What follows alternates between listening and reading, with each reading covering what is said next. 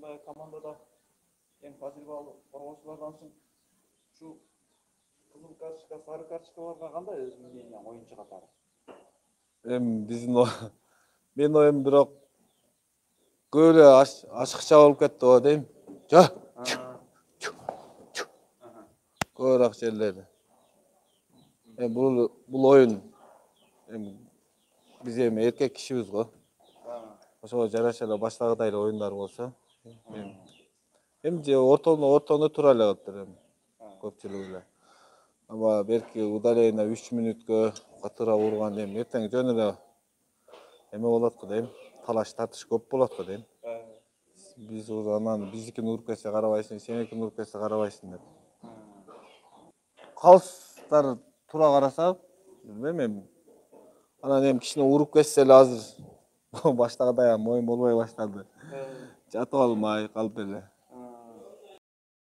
Ат менен ойногондон кийин көкбөрүнү эле боюнча калтырыш керек го дейм мен оюм. 3 мүнөт эле көп болуп кетет го дейм мен оюм. 3 мүнөттө өзүңүз деле көрөсүз го. Көрүп эле жүрөсүз го, көп очко түшүп кетет дейм. 3-4 баары бир кыйын да. Кокус бирөөсү тарта албай уруп кетиши мүмкүн. Кокус болуп калат дейм. Калыстан да буягы. Негизичи чындык эле мына эрежени жакшы киргизди да, менин оюмчачы. Болбосочу мындай кат ургузгандар көп болуп кетти эле да. Мындай адам деле аябай жок болуп калды да. Максат ушу кескилеп, уруп, аркынын жүрөгүн түшүрүп, анан гол салмай болуп калган да. Ушу эреже жакшы эле кирди деп ойлойм менчи. Ооба да. Анан негизи атын кат урсачы, ливой эле бала сестенет да. Аттан качып турат. Анан мындай жөлөп барганда анда бала деле көп сестенбей ишин кыла берет да. Анан каты урган аттан ливой эле коркот да. Бир жерин бирдеке кыла койбосун деген ой болот да. Ливойн деле болот да. Анан эрежеге мен жакшы эле неме болдум, ынандым да. Туура эле кириптир депчи.